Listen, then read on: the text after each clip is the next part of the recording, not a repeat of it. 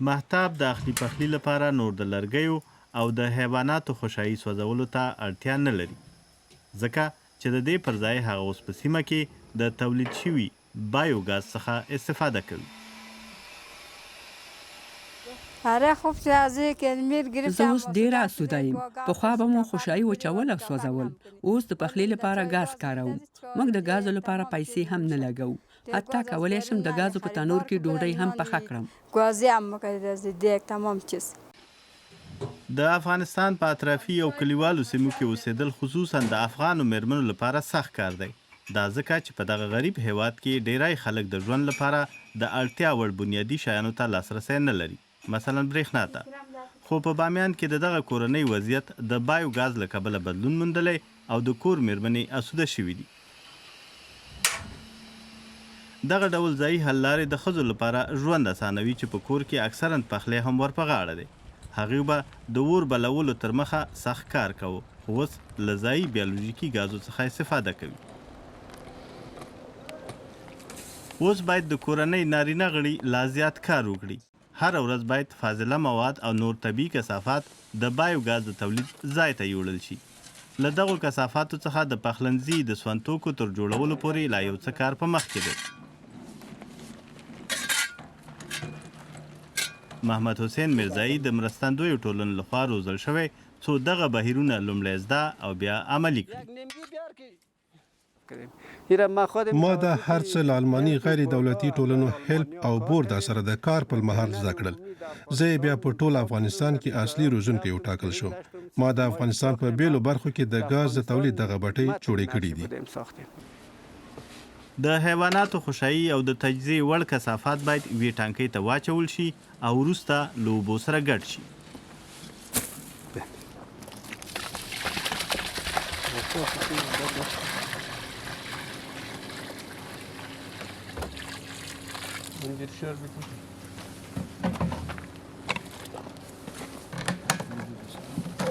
پنځوس سلنه کثافات او 50 سلنه اوبه باید سره ګډ کړل شي.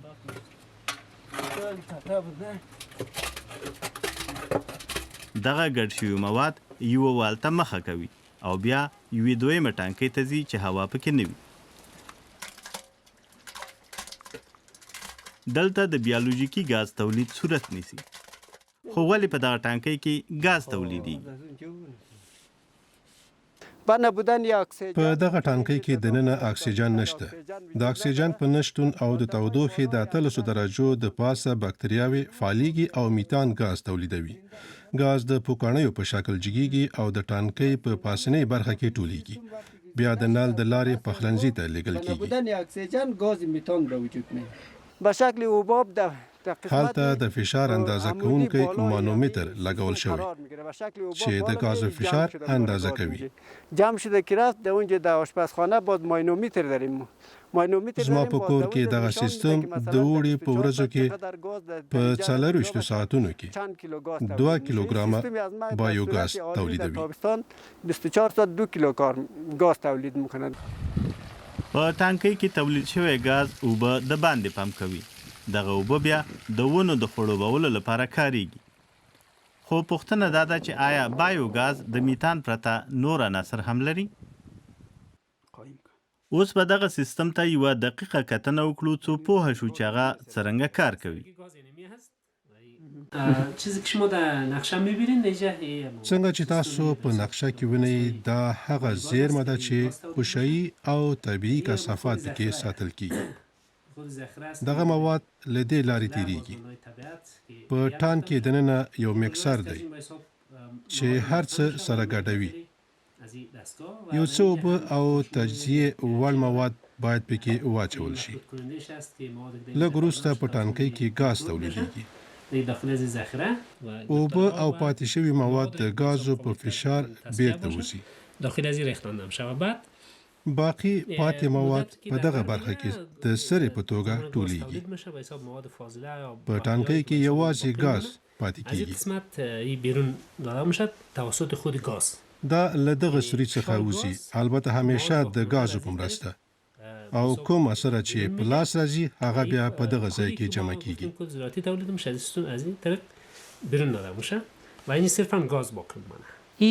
کمک میکنه ما را هم برای به لحاظ دغه بټۍ را سره د کثافاتو په مدیریت او په پایله کې د هوا ککړتیا په کمولو کې مرسته کوي. په عمومي ډول کله چې د چاپیریال ککړتیا کم شي نو د اقلیم بدلون هم کنټرولېږي، ځکه چې د اقلیم بدلون د انسان په لاس رامنځته شوی دی. در واقع تغیرات اقلیمی از اثر فعالیت‌های انسانی هر څومره ډیر چې چاپیریال ککړ وي په هماغه پیمانه د اقلیم بدلون خطر هم ډیر وي. یا نقش اساسی در تغیرات اقلیمی داره. تغیرات اقلیمی رو به بار میبره. محمد ابراهیم دادفر د یو شمېر نورو پروژو یادونه هم کوي.